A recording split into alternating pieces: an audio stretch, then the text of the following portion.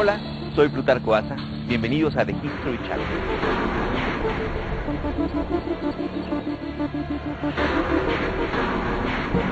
Hay fragmentos de la historia ocultos en el corazón de las ciudades. Relatos escondidos que en realidad duermen frente a nuestros ojos en las plazas, esquinas, calles y monumentos urbanos.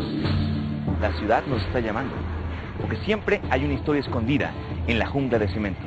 Y hoy vamos a descubrirla.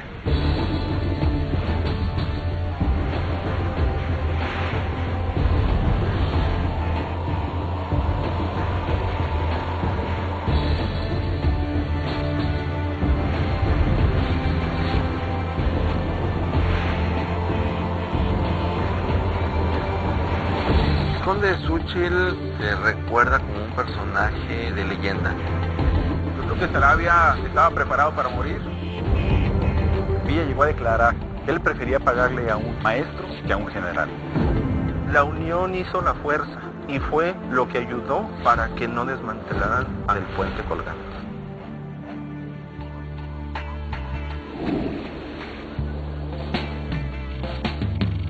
La ciudad de Durango se encuentra a 1895 metros sobre el nivel del mar, en el Valle del Guadiana. Fue fundada por Francisco de Ibarra el 8 de julio de 1563, debido a su cercanía con el Cerro del Mercado, del cual se extraía un mineral de gran valor en aquella época, el hierro. En mayo de 1920, durante el diálogo para lograr la rendición de Pancho Villa y sus guerrillas, el gobierno mexicano le gestionó al general la hacienda de Canutillo.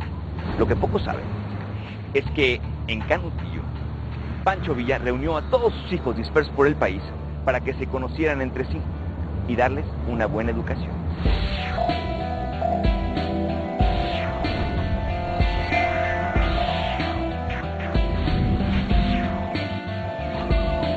En 1920, luego de 10 años de luchas revolucionarias, el principal enemigo de Pancho Villa, el presidente Carranza, es asesinado. De inmediato comenzaron conversaciones para la rendición de Villa y sus guerrillas. Se firmó entonces un convenio de rendición y se acordó gestionarle al general la hacienda de Canutillo, un lugar aislado y prácticamente inexpugnable que le garantizaría la seguridad que necesitaba para su nueva vida. Nos encontramos en la hacienda de Canutillo, que se encuentra al norte del estado de Durango, específicamente en el municipio de Ocampo.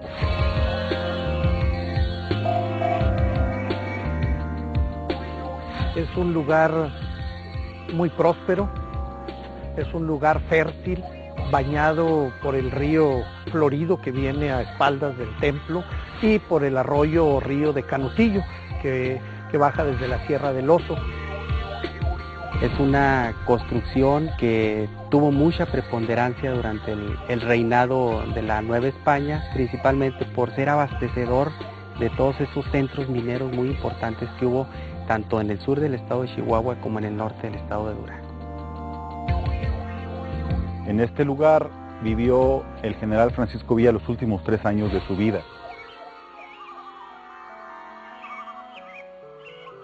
Cuando Villa llega a Canutillo, por primera vez en muchos años, su vida azarosa cambia. Es decir, se convierte en una vida apacible, una vida más tranquila. Villa ya estaba prácticamente cansado de andar en la lucha y lo que él requería era un descanso, pero a la vez de descanso quería un proyecto social, un proyecto agrario, un proyecto de vida social, un proyecto de vida personal, alejado de los reflectores de la prensa. Las circunstancias en las que llega Villa a Canutillo son en un plan de lucha, de reconstrucción y de regeneración de un país. Luego de 10 años de revolución, México había quedado devastado. En medio de ese caos, el general Villa aún mantenía su sueño de construir una sociedad más justa. Tenía 3 cosas en mente: el proyecto agrario, cómo resolver la tenencia de la tierra, pero luego tenía la educación, que era su obsesión, el que el pueblo mexicano fuera a la escuela, el que los niños fueran a la escuela, el que tuvieran educación, y Un tercero, la pacificación y la justicia social. Por eso cuando hace el pacto de paz, dice, necesito un espacio, una hacienda, donde poder tener mi proyecto de una colonia agrícola.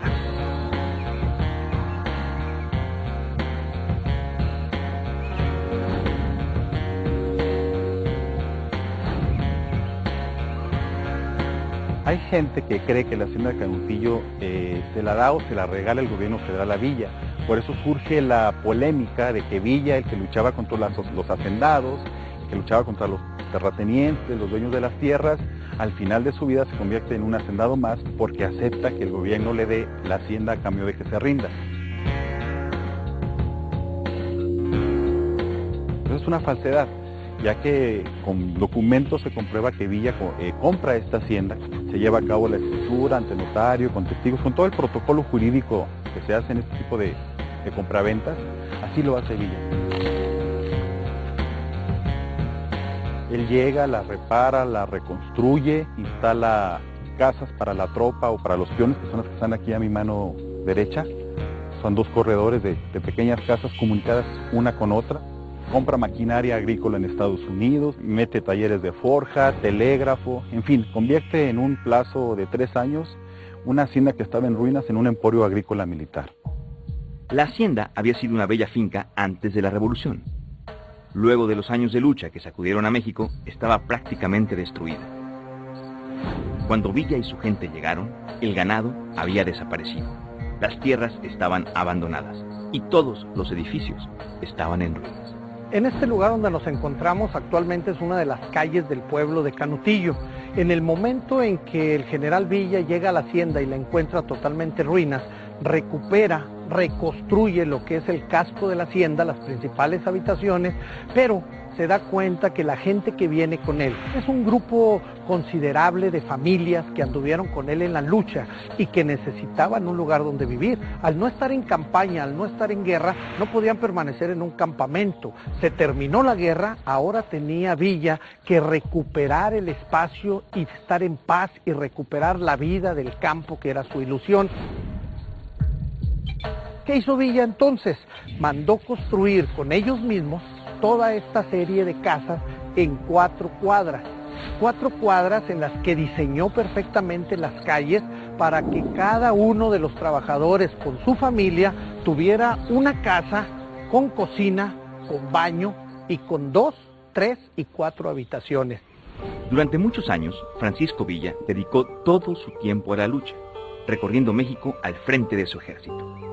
Cuando por fin llegó la paz, buscó reconstruir su vida familiar y para ello decidió reunir en la hacienda a todos sus hijos, que se hallaban dispersos por el país. Los hijos que Villa tuvo fueron producto de su relación con varias mujeres y gran parte de esas relaciones fueron fugaces. Lo que quiere decir que los hijos que tuvo Villa, cuando mucho los conoció en su nacimiento, pero son pocos los casos en que trató con ellos, en que los vio crecer. Entonces Canutillo era el lugar idóneo o el momento preciso para que Villa se juntara con esos niños, darles educación, convivir con ellos, tirar al blanco con los hombres, cuidar a las niñas y estar al pendiente de su educación. Villa logró llevar a vivir con él a 7 de sus hijos, todos de diferentes esposas. Villa pretendía hacerlos hombres de bien y qué mejor manera que con sus hijos demostrarle a los demás hijos o a los demás niños que vivían en esta región que cualquier niño, cualquier persona con educación, con valores y buenos cimientos puede llegar a ser una persona de bien. Villa creía mucho en eso, en que la gente tenía que ser persona de bien y la mejor manera era con educación. Desde el momento que están en Canutillo les pone una maestra que esté atendiendo a sus hijos y a algunos hijos de los trabajadores. Y a los hijos de esos revolucionarios les daba un tratamiento a la par que sus hijos. Lo primero que hace al llegar a Canutillo, o una de sus primeras acciones, es fundar una escuela. Una escuela que no la instala al bolo, que la solicita obviamente al secretario de Educación y que Vasconcelos se la concede sin ninguna limitación. Villa llegó a declarar una o 2 veces, o varias veces, cada vez que tenía oportunidad, que él prefería pagarle a un maestro que a un general.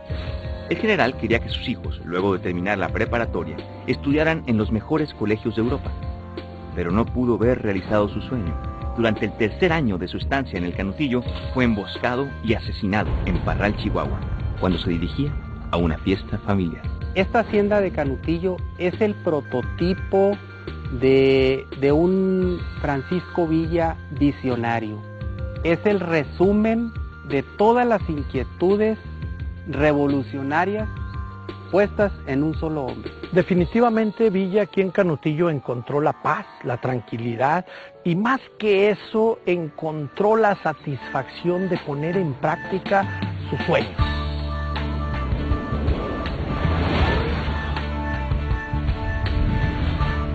Más adelante, en este cementerio, conoceremos cómo fue el trágico final de Cuca Sáenz, una de las mujeres más amadas por el general Gabriel Gavira. Además, descubriremos viviendas prehispánicas de 1000 años de antigüedad, conservadas casi intactas dentro de unas cuevas. Todo esto cuando regresemos a Historia Secreta.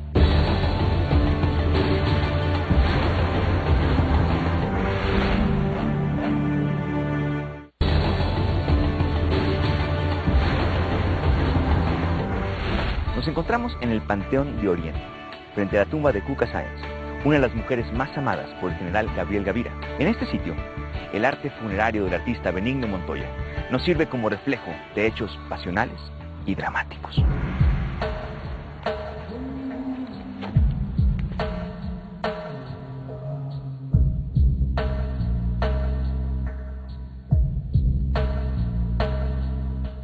Nos encontramos en el Panteón de Oriente y precisamente estamos junto a la tumba de Cuca Mía. La historia de Cuca y el general Gavira es una historia que hay que ubicarla en la época. Él es un general que anda por todo el país, sobre todo persiguiendo a Pancho Villa, y como se acostumbra en el tiempo, y como sabemos también el caso de Pancho Villa, pues tienen esposas en diferentes lugares, a veces se casan, a veces no, tienen hijos, dejan familias. Eran tiempos de revolución en México, y el general Gabriel Gavira recorría el país combatiendo con su ejército a las tropas villistas. El general Gabriel Gavira fue un revolucionario que estuvo aquí como gobernador 7 meses. Cuenta la leyenda que cuando Gavira estaba en Guanajuato conoció a Cuca y quedó perdidamente enamorado de ella y le propuso matrimonio. A diferencia de las otras mujeres de los militares de la época, Cuca acompañó al general en todas sus campañas. Ella también participaba en las batallas y él tenía miedo de que fuera a morir en combate.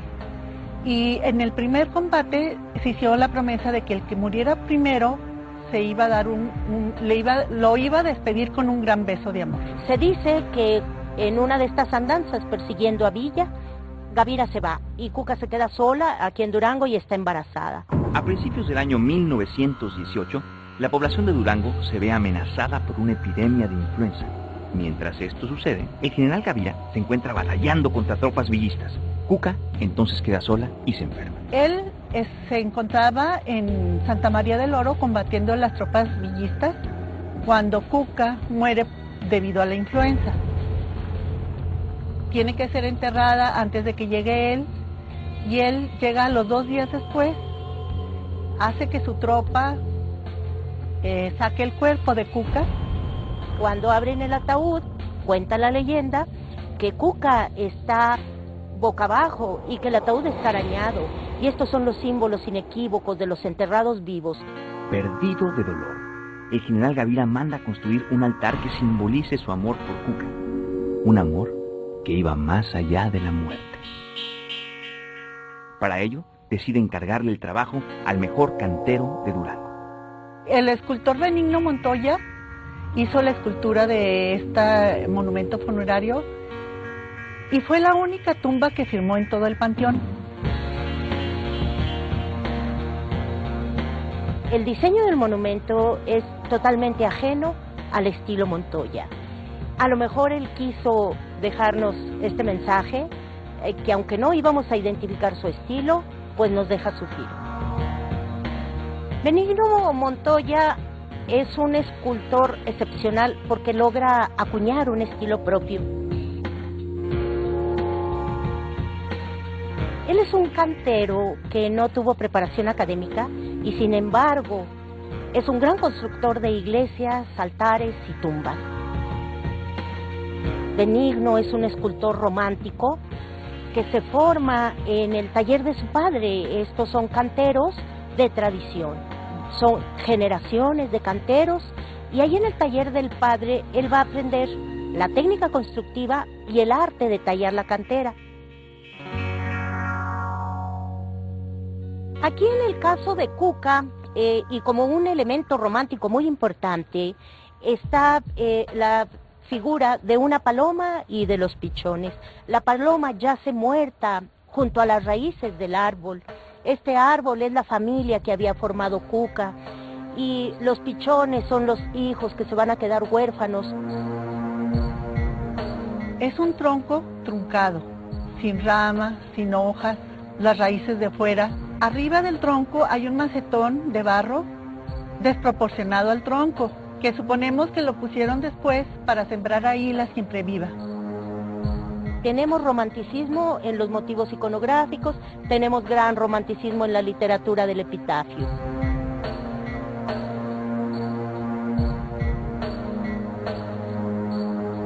Esto es muy romántico y simboliza, como les decía, la muerte.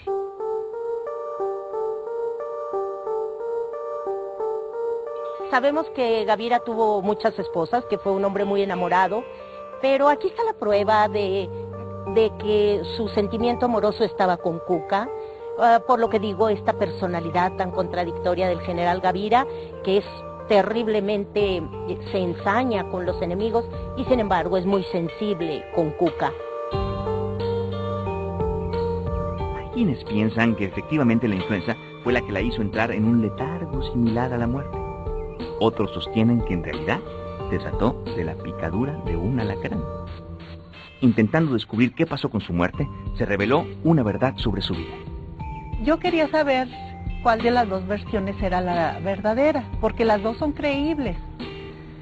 Entonces fui a los archivos a buscar su acta de defunción y corroboré lo que dice la leyenda. Pero me encontré algo que no esperaba. Leí soltera. En ese momento la historia de amor se derrumbó ante mí.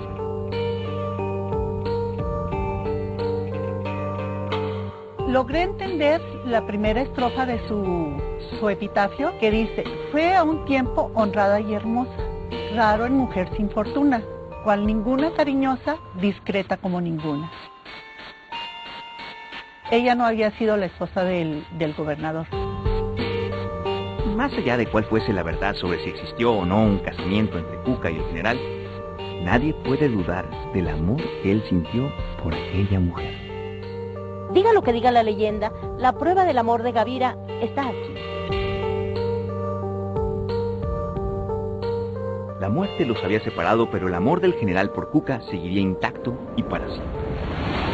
A unos kilómetros del Panteón de Oriente, en los acantilados de Durango, fueron descubiertas unas extrañas construcciones en perfecto estado de conservación y que llevan allí más de 1000 años.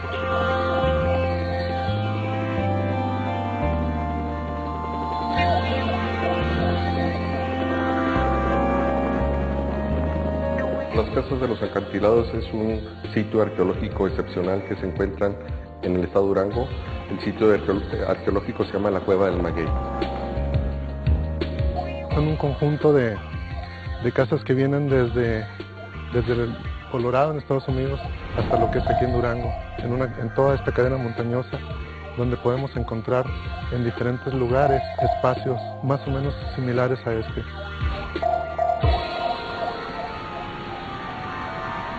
El descubrimiento de esta zona arqueológica ocurrió luego de que personal del INAH revisara en el año 2007 las fotografías entregadas por un arqueólogo aficionado al Museo del Aguacate. Pero lo más importante de este hallazgo es que al llegar al lugar, se comprobó que estas construcciones tenían casi 1000 años de antigüedad. Estas casas de la cultura chalchihuita, que habitó todos estos lugares, y eran espacios donde los ocupaban ellos para guardar sus alimentos. En el caso de aquí, de las casas que podemos apreciar en el Cerro Blanco, son lugares donde guardaban el grano. Los habitantes de las cuevas, de la cueva del Maguey, era gente sedentaria, por los vestigios que nos muestra. También fue gente que se aislaba de la comunicación de las sociedades, ya que buscaban lugares impenetrables. El acceso a estos lugares son sumamente complicados y esto les servía para protegerse. La construcción es de barro con zacate, bajareque. Lo batían en la parte del arroyo y lo llevaban hasta a la parte del acantilado donde los construían. Lo que aún sigue siendo un misterio es cómo hacían para transportar hasta ese lugar los materiales con los que se construían las casas. La forma de acceder a estas cuevas, ya que se encontraban aproximadamente a la mitad del acantilado, era de forma de senderos, un solo sendero que se tenía a lo largo de varios kilómetros, por lo que hacía inaccesible y sobre todo los protegía de otro tipo de invasión a los pobladores de esta aldea. Aquí en Durango nació una leyenda que se conserva en lo que es la memoria colectiva de la población, de que existieron pigmeos. La leyenda de los pigmeos entre la población se sustenta en el hallazgo de las casas en miniatura. Esta civilización en miniatura bajaba a los pueblos a robar el maíz, a robar el alimento de las casas, que bajaban y desaparecían como por arte de magia. Esa es la leyenda que se maneja entre los pobladores. Lo que manejan los arqueólogos, bueno, la población no lo ve con buenos ojos. Se han encontrado ventanas muy pequeñas y puertas de acceso muy reducidos. Esto lo hacían para tratar de guardar calor en sus construcciones y que no perdieran la temperatura. Muchos de los pobladores de Durango aún piensan que los pigmeos realmente vivieron en estas casas. Los habitantes de las cuevas tenían las características físicas de todos los habitantes de la región de Mesoamérica y de Aridoamérica, o sea, no eran personas especiales. Lo que en verdad cuesta creer es el excelente estado de conservación de muchas de estas precarias viviendas, aún después de 1000 años.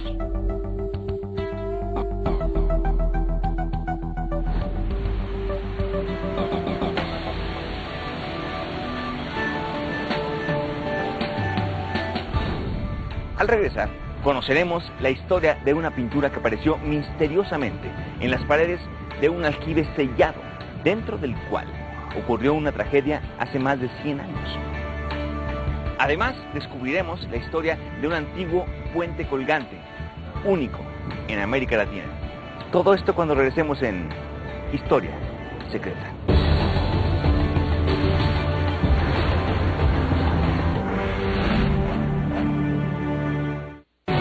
Estás disfrutando Historia Secreta Durango por cortesía de...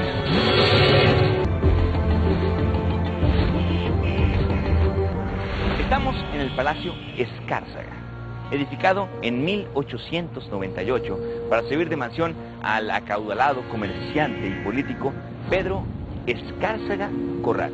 Recientemente se encontró una imagen pictórica relacionada a unos hechos trágicos que ocurrieron hace más de 100 años.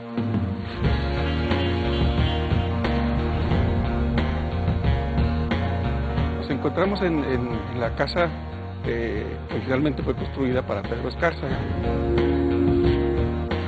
Pedro Escárzaga Corral nace en el año de 1854. Era un rico minero o comerciante en Santiago Papasquiaro, su origen. Un hombre que, de acuerdo a sus cargos y a su riqueza, era tratado con sumo respeto. La casa es de un tipo neoclásico con mucha influencia francesa sobre todo, ¿no? Inclusive se dice que es la copia de un hotel francés. La construcción se terminó de edificar en el año 1902. En 1917, el general Gavira ordenó la expropiación de parte del inmueble. Luego fue rematado por deudas y más tarde se convirtió en la sede del ayuntamiento. Por los últimos 60 años ha albergado la presidencia municipal. Hace 2 años se determina que sería la sede del Museo de la Ciudad. En enero de 2009 comenzaron las obras de remodelación del palacio. En el momento en que esto empieza a recuperarse, empieza a vaciarse, a quitarse toda la estructura anterior, los albañiles, el maestro de obra, nos notifica que aparecen 3 arcos. ¿Qué hay que hacer? Y bueno, obvio, dijimos hay que ir retirando con cuidado porque no sabíamos lo que iba a haber abajo. Resulta que los planos de este edificio nos señalaba que era aquí el tercer patio del Palacio de Escárzaga y ahí era el aljibe, aunque de los planos originales había sido borrado. Fuimos retirando todo y nos encontramos que en una de las paredes laterales pudiéramos decir que había una mancha.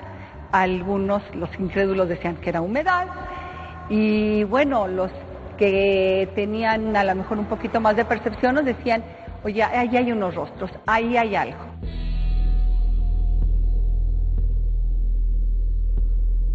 Seguimos retirando todo con mucho cuidado y tomamos permisos, pedimos permisos para que nos dieran de limpiar profesionalmente ya esa pared y realmente qué había ahí. Y bueno, resulta que efectivamente había una imagen. Una vez descubierto el aljibe, los vecinos comenzaron a revelar las historias secretas y las leyendas guardadas sobre lo que realmente había ocurrido en aquel lugar. Fíjate que estuvimos investigando por ahí, alguien nos cuenta lo que nos pareció, así como que algo extraordinario, nos cuenta lo que pudiéramos decir una leyenda, nos dice no, pero con una naturalidad, nos dice no, es que aquí, hace 110 años, se ahogó una niña. Se cayó la niña, se ahogó y la mamá entra a salvarla, que aunque todo el mundo le decía, Margarita no entres porque Alondra ya está muerta, ella decía, es que para rescatar su alma tengo que sacar su cuerpo, pues resulta que entra Margarita y también se ahoga. Llega don Pedro de Escárcega, que era el dueño de la propiedad, y dice, cubran ahí. Cubran inmediatamente ahí y borren este aljibe de todos los planos. Don Pedro ordena sellar el aljibe en un intento por tapar su dolor. Muere en el año 1917, 6 días después de que le expropiaran el palacio. Se dice que fue por la tristeza de verse separado para siempre de su amada y de su hija. Aquí algo impresionante que nos pasó durante el proceso de restauración fue que todo iba descubriéndose muy claro.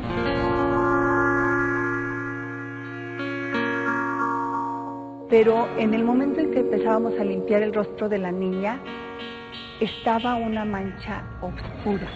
Los restauradores detuvieron allí su labor y continuaron con la limpieza de las otras partes de la pintura. Cuando volvieron a trabajar en el rostro de la niña, hallaron algo que los sorprendió. Nos encontramos que es de otra materia pictórica, que pudiera decirte que nos daba la sensación de que estábamos tocando hueso y realmente fue escalofriante el descubrir este rostro con un rictus increíble de una niña muerta. Nadie sabe cómo ni cuándo llegó esa pintura hasta allí. Tampoco se conoce quién fue el artista que la realizó. Lo que llama extraordinariamente aquí la atención es cómo lo que pareciera ser una leyenda está perfectamente enlazado con los hechos reales. Y de hecho, también se dice que ahora la Señora de las Almas, que es Margarita, es la protectora de todas aquellas almas cuyos cuerpos no han sido rescatados. A pesar de las leyendas que rodean a la imagen de la Señora de las Almas, lo que realmente ocurrió dentro del aljibe aún sigue siendo un misterio. Cerca de la ciudad de Mapimí hubo otro descubrimiento, que no solo trajo riqueza y fortuna a toda una región, sino que le dejó para siempre a sus pobladores una verdadera joya de la ingeniería. El puente de Ojeda se construyó en 1892 por un ingeniero alemán y de largo tiene 315 metros. El esplendor de Ojeda fue entre los años 1826 y 1928, Desde su descubrimiento tuvo muchos dueños, hasta que finalmente en el año 1890 fue adquirida por la compañía minera Peñoles. Frente a la mina principal se instaló una colonia en la cual vivían mineros, operadores, ingenieros y administradores de la compañía. Así nació el poblado de Ojuela. Cuando entra Peñoles, viene el mayor acarreo de minerales, por lo tanto la mayor riqueza para el poblado, teniendo realmente pues toda su comodidad, escuela, casino, cancha de tenis, hospital, laboratorio, fragua, almacén. Incluso actualmente conserva los nombres de las calles y las avenidas. A Mapimí se le conoce como la ciudad de la fortuna en base al real minero de la Ojuela, que tuvo un sitio de bonanza por la extracción de minerales que tenía. Minerales extraídos de estas minas era oro, plata, plomo, cobre, zinc y manganeso, y por la riqueza de esos minerales el mineral era transportado hacia Mapimí, donde se encontraba la fundición. Ahí se fundía el mineral, se procesaba y se embarcaba según la acción del mineral lo tuvieran destinado, donde fuera su mejor comprador en su caso. La producción crecía día a día. Por eso los ingenieros debieron tomar distintas medidas para hacer más productiva a la mina. Entre las mejoras se planteó la construcción de un puente para facilitar el acarreo de los minerales. Para la construcción del puente se tuvo que traer primeramente desde la madera, las tallas, anclajes, cableaje, tensor, cargador, realmente todo, ¿verdad? Incluso la construcción de sus torres por partes ya medidas para la elaboración. El puente mide unos 318 metros de largo y tiene casi 2 de ancho. Al cruzarlo se puede observar una profunda cañada de 110 metros. La finalidad principal fue para la transportación de los minerales, ya que de esta área que se conoce como Ojuela tenía que transportar el mineral de aquel lado que se conoce como Santa Rita y llevado posteriormente hacia Mapimí, que es donde se encontraba la fundición. El puente colgante de la Ojuela es un arquetipo para las diferentes construcciones a nivel mundial. El ingeniero que construye este puente es un ingeniero alemán de nombre Santiago Minguín, el mismo que construye el Golden Gate de San Francisco. El puente colgante de Ojuela es visible desde la distancia, y al igual que el Golden Gate, es considerado una verdadera maravilla de la ingeniería. Aquí en el área de Ojuela llegaron a habitar más de 5,000 habitantes. Dentro de la minería se marca de 1,000 a 1,200. Ya cuando la compañía minera de Peñoles se empieza a retirar, es cuando también aquí tiene su caída Mapimí.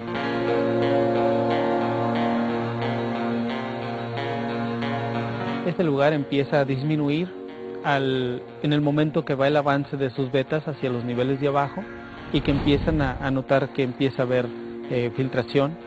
Posteriormente, al casi concluir el nivel 19, se topan con un río subterráneo, que la fuerza de ese río inunda 13 niveles y a causa de eso pues prácticamente se abandona el lugar por la inundación de sus niveles. Cuando la unidad minera de la Ojuela no es ya muy productiva, la gente comienza a emigrar. Para el año de 1961 giran indicaciones con la finalidad de desmantelar todo el real minero, incluido allí el puente colgante. Lo que pocos saben es que era un puente desarmable. Por este motivo, toman la decisión de trasladarlo a un lugar donde fuese más rentable. A último momento, los mismos encargados de la tarea deciden no permitir que se lleven el puente, y para evitarlo, acuden a los pobladores de Mapimí. Se ponen de acuerdo, vienen a Mapimí, comentan a la población y la gente le da el apoyo. Van hacia la Ojuela y hacen un plantón. Y con eso es con lo que se llega a rescatar el puente. La unión hizo la fuerza y fue lo que ayudó para que no desmantelaran a la joya arquitectónica del puente colgante.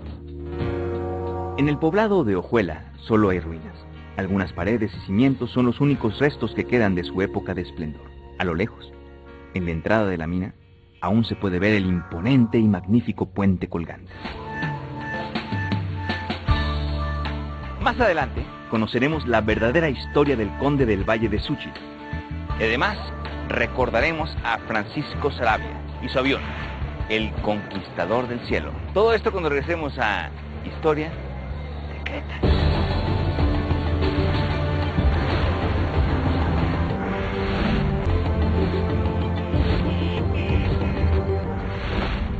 Nos encontramos frente al antiguo Palacio de Xúchitl. Esta fue una propiedad de Joseph del Campo, Soberón y Larrea. Este español vino a México en busca de fortuna y después de lograrlo, empleó toda su viveza para ser reconocido como conde.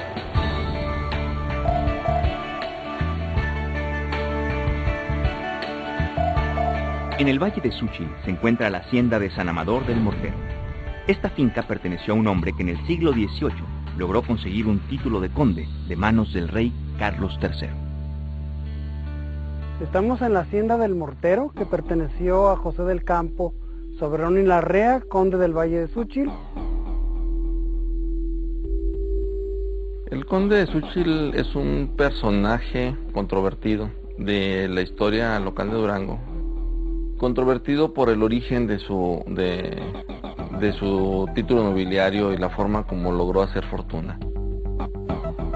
Si pudiéramos definir a José del Campo, Soberón y Larrea, de alguna manera, lo podríamos definir como el típico migrante que viene a hacer fortuna a la América. Nace en Vizcaya en 1726, hijo de una familia que después demuestra su hidalguía a través de la heráldica de su familia, pero él no tiene una fortuna significativa. En 1745, Soberón y Larrea decide dejar su país y llega a América en busca de fortuna a la región conocida como la Nueva España. Él viaja junto con su hermana, es un dato curioso que no sabemos por qué lo hizo. Pero bueno, era venirse a la aventura, él y su hermano venirse a la aventura a la tierra desconocida y decididos a triunfar. O sea, era un personaje que estaba decidido a triunfar, cueste lo que cueste. Llega a Nueva España, donde conoce a Esteban Erauso. Esteban Erauso, que también era vizcaíno, y lo apoya, lo ayuda para que se incorpore en la región. Y finalmente, unos años después, 5 años después, él contrae matrimonio con la hija de Esteban Erauso. Y de esta manera él fue el que empezó a trabajar las minas de su suegro, siguiendo una costumbre vasca de traer recién llegados de España cada generación. Vive en esta primera instancia en una población cercana, en Avino, donde las minas de los Erausos están, ahí en San José de Avino hay minas de los Erausos, que él empieza a trabajar, que él empieza a hacerse cargo de ellas. Con el tiempo, José del Campo, Soberón y Larrea se convirtió en el hombre más poderoso y rico de la región. Pero su ambición no se detuvo ahí. Quería obtener un título nobiliario. Para conseguir el título, que José del Campo le alega a Carlos III que él ha gastado gran parte de su fortuna para formar una ciudad española, la Nueva Bilbao, y que de esta manera él puede asegurar que ha trabajado para la expansión de la corona española. Si uno recorre ese territorio, es un territorio que es desierto puro. Es donde lo señala, es un espacio entre Mapimí y Monclova, que es una zona de lo más agreste del desierto del bolsón de Mapimí, y bueno, pues no se encontró ningún testimonio de que así fuera, ¿no? La mentira del conde finalmente se descubrió.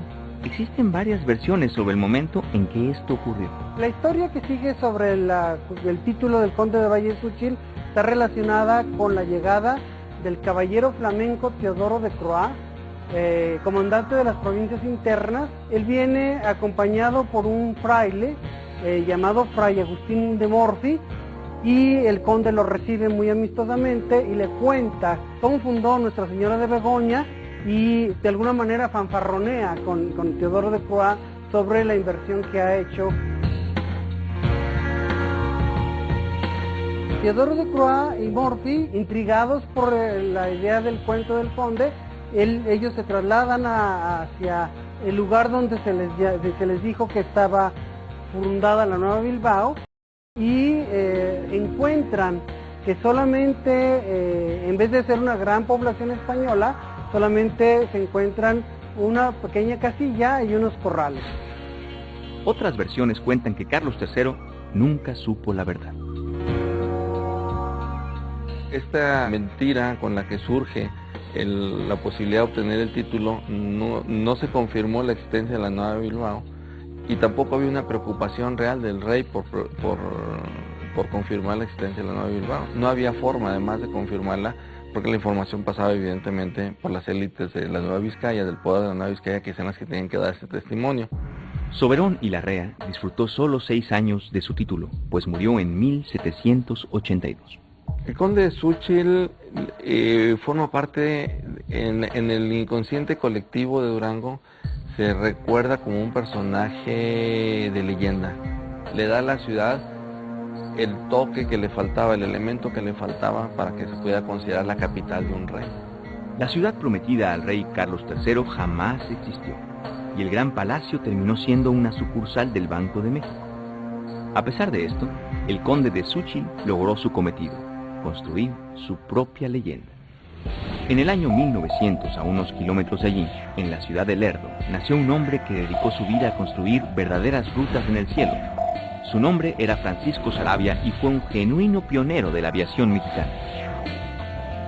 Estamos en el Museo de Francisco Saravia, en donde tenemos ubicado el Conquistador del Cielo, el avión que utilizó el piloto aviador para hacer el récord histórico México-Nueva York. En el año 1972, se inauguró en la ciudad de Lerdo el Museo Francisco Saravia. Se encuentra en la entrada de la ciudad y allí el público puede ver muchos de los objetos personales que acompañaron a este aviador en sus viajes. Francisco Saravia Tinoco fue un personaje que abatió muchos récords mundiales, sobre todo en el espacio mexicano, en el espacio latinoamericano. Fue un adelantado.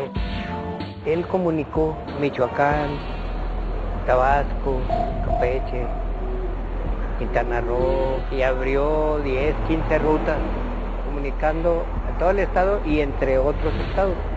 En el año 1938, Saravia superó todas las marcas de velocidad entre Los Ángeles y la Ciudad de México. No conforme con esto, en 1939 logró la misma hazaña en las rutas abiertas de México-Chetumal, México-Mérida y México-Guatemala. Fue un personaje en que dentro de sus vuelos escogía sus aviones, seleccionaba sobre todo el equipamiento, era mecánico, preparaba muy bien sus equipos, su personal. Francisco como piloto era piloto muy audaz, muy aventado. Francisco Saravia nació en Ciudad Lerdo, Durango, el 3 de julio de 1900. Estudió en Estados Unidos y trabajó en el Servicio Postal Norteamericano. En el año 1936 fundó la empresa Transportes Aéreos de Chiapas y ante la falta de pilotos expertos para su compañía, creó una escuela para aviadores y mecánicos de aviación. Desde niño le platicaba a su mamá que él quería ser avipiloto porque le encantaba para volar y perderse ahí en las nubes. Este es el avión denominado como el Conquistador del Cielo, en el cual fue utilizado por Francisco Saravia en su vuelo histórico. Este avión, sus características importantes fue sobre todo haberle modificado el combustible, el equipamiento que se utilizaba en ese momento. Lo amplió, lo hizo más grande y tuvo la oportunidad de realizar los vuelos históricos que ya hemos mencionado. Cuando Francisco compró este avión ya era un avión de desecho. Ya estaba olvidado, abandonado en el aeropuerto de Glendale, en Los Ángeles. Es un avión que fue parte de otros 7 aviones de su mismo estilo, de su misma formación, en el cual Saravia lo decide comprar y en el mismo fecha en que se viene de la ciudad de Los Ángeles a la Ciudad de México se lo trae. En el mes de mayo de 1939, Francisco Saravia se planteó conseguir un nuevo récord de velocidad. Esta vez, su objetivo era la ruta Ciudad de México-Nueva York, pero no solo anhelaba obtener un nuevo logro para su país. A Francisco le nace el deseo de hacer el vuelo México-Nueva York como un homenaje para otro piloto aviador, Emilio Carranza, que hizo un vuelo directo, histórico también, pero México-Washington. El 24 de mayo de 1939, luego de 10 horas y 47 minutos de vuelo, Saravia aterrizó en los Estados Unidos, logrando así un nuevo récord mundial de velocidad para la ruta México-Nueva York. Había conseguido su propósito y el mundo era testigo de su hazaña. Pero al momento de emprender su regreso, algo salió mal. Viene pensando en llegar a su terruño, a su tierra, la emoción de haber logrado un éxito para la laguna, para nuestro país, para Lerdo. Desgraciadamente el avión le falla y es cuando cae al río Potomac. El avión da un capoteo, él se pega en sus vértebras cervicales, pierde el conocimiento, pues se fue hundiendo y en la inconsciencia de Francisco tragó mucha agua con gasolina, se ahogó. Esa fue la muerte de Francisco. Yo creo que Saravia estaba preparado para morir como piloto aviador, no era una persona que le tuviera miedo a la muerte. Yo creo que la palabra, el eslogan que nos llegó, por la grandeza de mi patria triunfaré, y yo creo que la grandeza fue su muerte, el cual le dio fama a nuestro país y a nuestra ciudad. Algunos sostienen que el accidente se debió a un trapo que tapó el carburador y que había sido puesto en el motor para impedir una fuga de aceite. Otros hablan de un sabotaje. Cuando Francisco murió, gente del pueblo empezaron a gritar consignas contra el gobierno de Estados Unidos, que había sido sabotaje, que los gringos no podían ver que alguien hiciera una cosa mejor que ellos, ¿sí? Nosotros, como historiadores, investigadores aquí en nuestra región, hemos considerado la duda. La Comisión Aeronáutica de Estados Unidos investigó el accidente de Saravia, pero no encontró ningún rastro que hiciera sospechar que se trató de un atentado. Para muchos, las dudas persisten. Yo creo que fue un sabotaje que desgraciadamente evita que Saravia siga haciendo más vuelos importantes, batir récords. Francisco Saravia falleció el día 7 de junio de 1939. Fue el último gran pionero de los cielos en la aviación mexicana. Saravia no pudo completar su sueño, al igual que el general Pancho Villa. De todas formas, y cada uno a su manera, lograron abrir nuevos caminos para los sueños de las futuras generaciones de mexicanos. Las historias nos regresan al lugar de partida, aquí, donde comenzó nuestra búsqueda. Nuevos relatos desconocidos esperan para ser descubiertos. O que recuerden que siempre habrá una historia escondida en la jungla de cemento. Soy Plutarco Asa para The History Channel. Gracias por acompañarnos.